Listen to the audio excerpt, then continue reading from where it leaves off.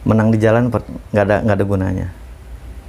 Menang di jalan adalah kalau kalian bisa pulang ke rumah dengan selamat, ketemu dengan keluarga, ketemu anak istri di rumah dengan selamat. Itu namanya menang di jalan. Bukan menang bergaya di jalan, menjadi raja, preman, ditakuti, bukan itu. Halo teman-teman semua, Assalamualaikum warahmatullahi wabarakatuh. Apa kabar? Semoga kalian semua dalam kondisi sehat. Amin. Oke, kali ini saya akan membahas tentang tipe-tipe pengguna jalan dan tips untuk mengantisipasi mereka. Oke kan? Oke, jangan kemana-mana ya, sama saya terus di sini. Jadi saya membagi tipe-tipe pengguna jalan itu berdasarkan beberapa pertimbangan atau kriteria.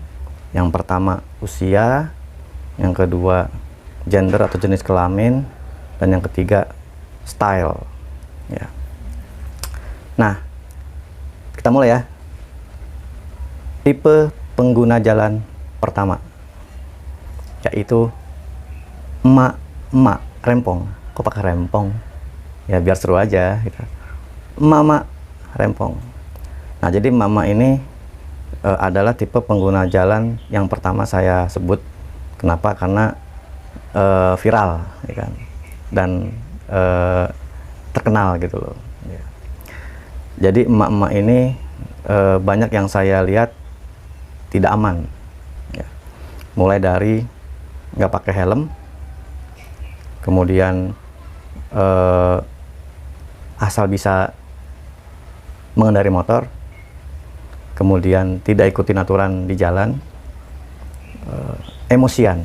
Nah ini nih 4 ya, tidak pakai helm ya, kemudian sampai emosian.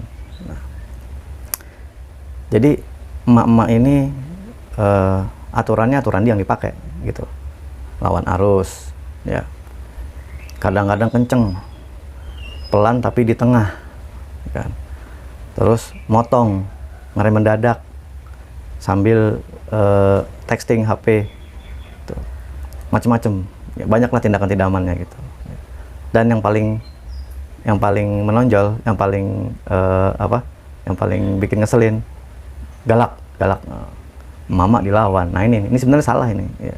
Tapi karena sudah jadi suatu fenomena, itu kayak diterima kayak gitu, mama dilawan, nggak bisa gitu.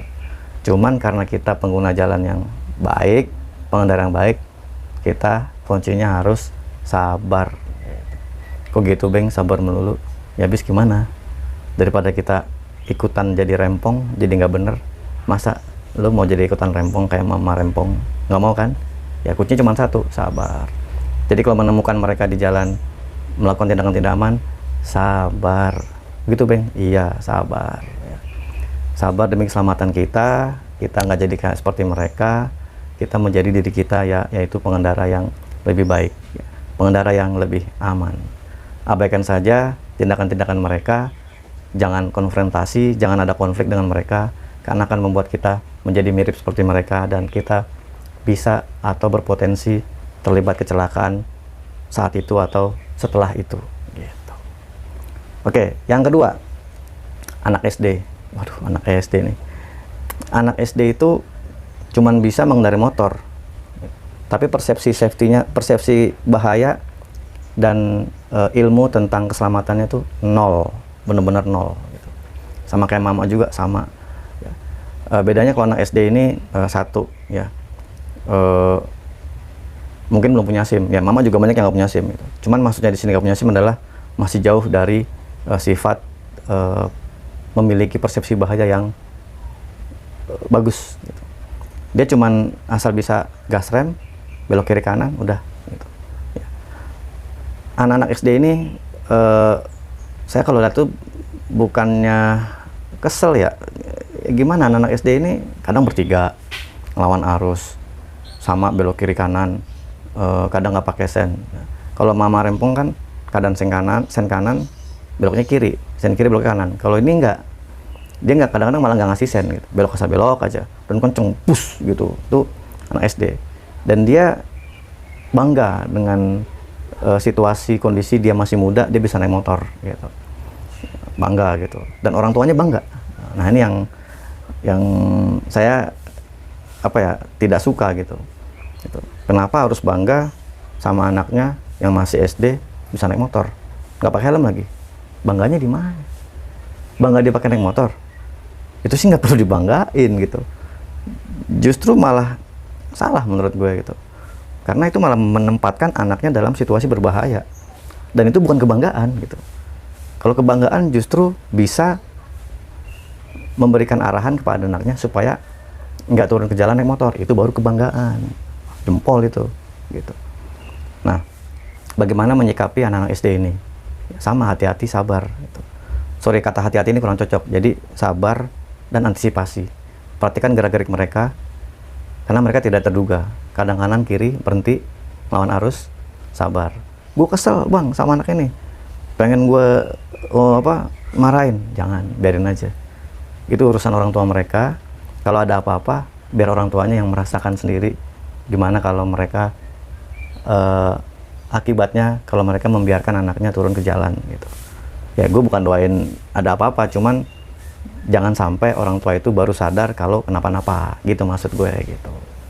Ya cara menyikapinya ya sabar aja gitu, karena buang-buang waktu juga kalau kita sampai berhentiin motor terus ngomong, woi hati-hati lo, masih muda lo gitu, nggak penting juga, nggak perlu gitu.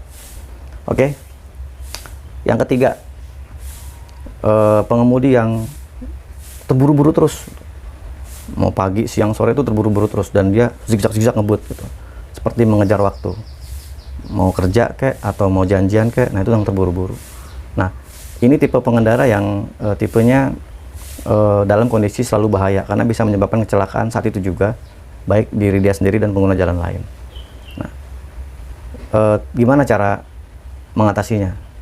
Sama, ngalah ya, ngalah, kasih jalan aja gitu. Positive thinking, siapa tahu dia ada perlu yang sangat urgent gitu, meskipun ada juga yang nggak urgent ya gitu, yang ada juga yang nggak urgent. Jadi dia ngebut gitu loh, ngebut gitu. Ada yang orang kantoran, ada yang enggak gitu ya, ngalah aja gitu. Tipe-tipe yang kayak gitu yang ngebut gitu. Terus yang keempat ya, pengendara motor orang tua atau lanjut usia. Nah lanjut usia ini macam-macam, ada yang ideal, ada yang nggak ideal. Yang ideal ya dia pakai APD, kalau di mobil dia pelan gitu loh gitu. Yang nggak ideal ya kalau di motor dia nggak pakai APD, merasa sudah senior, nyantai gitu ya, merasa dia punya hak lebih gitu loh. Nah gimana cara menyikapinya? Nah karena yang lanjut usia ini responnya lambat, dan juga mungkin penglihatannya itu sudah berkurang, jadi kita harus mengalah juga gitu. Kok gitu? Iya, karena responnya lambat jadi kita kalah. Kita berikan kesempatan kepada pengguna jalan yang usia lanjut gitu.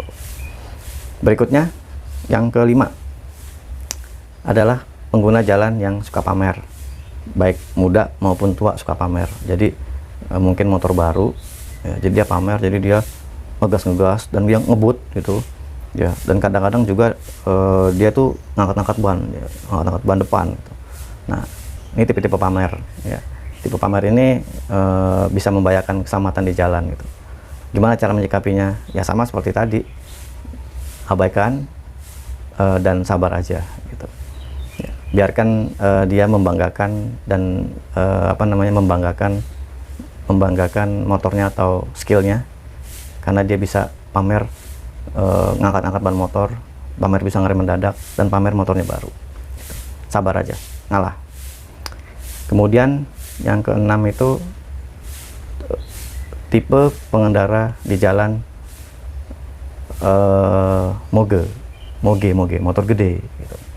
Nah ini motor gede ini tipenya itu bergerombol, konvoy, ngebut, pamer, dan merasa punya jalan gitu. Karena motornya gede dan dia konvoy, jadi dia klakson, tintin, masang lampu dua gitu. Nah itu dia. Terus gimana cara ngalah juga, daripada kita lawan nggak bisa gitu, ngalah juga, sabar aja. Yang ketujuh, tipe pengendara yang aman. Nah ini yang bagus nih, jadi yang ketujuh ini aman, jadi nggak tua nggak muda, dia pakai helm, pakai sepatu, pakai jaket, jadi aman. Nah artinya di sini dia sudah ideal ya, dia mengemudinya aman, tidak ngebut, dia juga pakai APD gitu, punya empati. Nah enak kalau ketemu sama pengguna jalan yang kayak gini gitu ya. Jadi kita juga seneng gitu. Nah gitu, ada lagi nggak tipe-tipe yang pengemudi yang lain? Ada. Yang ke-8 nih, tipe-tipe pengendara yang kita sebut ojol. Nah ojol ini sebenarnya sudah diwakili oleh tipe-tipe 1 sampai 7 tadi gitu ya. Ojol itu nggak semuanya jelek, ojol itu juga ada yang bagus ya. Yang bagus kita kesampingkan dulu ya, dan terima kasih kepada ojol yang sudah bagus ya. Nah, sekarang saya mau bahas yang ke-8, tipe pengguna jalan ojol ya. Ojol di sini kebanyakan satu, penuh tekanan, karena banyak juga pelanggan yang pengen cepat-cepat sampai di tujuan gitu ya. Kemudian ojolnya sendiri memang satu, sifatnya memang tidak safety, perilakunya tidak safety. Jadi dia satu, jalan pintas, paling banyak melawan arus, alasannya deket gitu. Padahal juga kalau lewat jalan aslinya juga nggak buang-buang bensin sampai 5 liter juga kali ya, paling nggak sampai gitu, 1/8 itu juga nggak nyampe. Cuman lebih seneng apa, lawan arus aja gitu. Lawan arus tuh bagi mereka tuh enak, seneng gitu, simple, cepat sampai gitu, tapi membahayakan orang lain dan dirinya sendiri. Itu yang saya sayangkan gitu. Kemudian ojol ini tipenya zigzag, ngebut ya. Kemudian ngerem mendadak ya, ngegas kenceng-kenceng gitu, dan seringnya tidak bisa diprediksi. Maka kita harus pelan-pelan aja menghadapi pengendara-pengendara ojol ini, siap-siap antisipasi gitu teman-teman semua. Nah Beng, kalau lihat dari omongan lo tadi, kok semuanya ngalah? Ya emang begitu, karena di jalan itu kita tidak boleh, satu, tidak boleh konfrontasi, tidak boleh marah ya, dan tidak boleh konflik. 3 itu. Kalau kita melakukan 3 itu, kita sama saja dengan mereka, dan kita tidak lebih dari mereka, dan kita berpotensi kecelakaan saat itu juga dan setelah itu.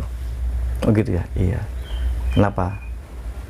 Karena kalau kita marah, kita konflik, kita konfrontasi, itu kemampuan kognitif kita.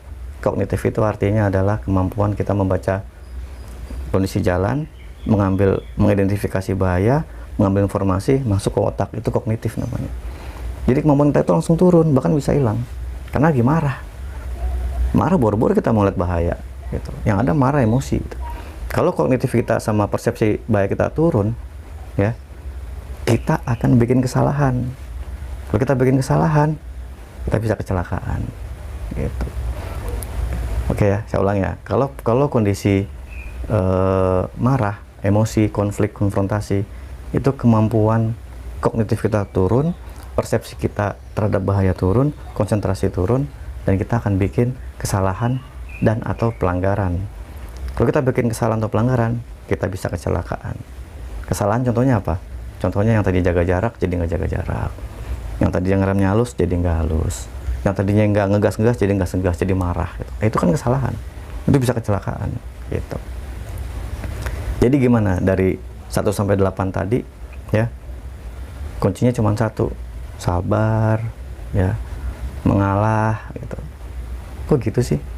Kok kita kayak nggak punya hak untuk menang? Nggak, menang di jalan nggak ada gunanya. Menang di jalan adalah kalau kalian bisa pulang ke rumah dengan selamat, ketemu dengan keluarga, ketemu anak istri di rumah dengan selamat. Itu namanya menang di jalan. Bukan menang bergaya di jalan, menjadi raja, preman, ditakuti, bukan itu. Jadi menang di jalan adalah kalian pulang dengan selamat, dengan utuh ke rumah, setiap hari ketemu keluarga. Oke teman-teman semua, jadi itulah tipe-tipe pengguna jalan menurut saya gitu ya, gitu. Ada yang kurang ya, satu ya, mobil. Sebenarnya udah termasuk di tadi ya gitu. Ya mobil ada yang tidak safety, ada juga yang safety. Tapi 1 sampai 8 sudah mewakili gitu. Oke, itu teman-teman semua. Jadi kuncinya adalah sabar, mengalah, dan menang sampai di rumah dengan selamat.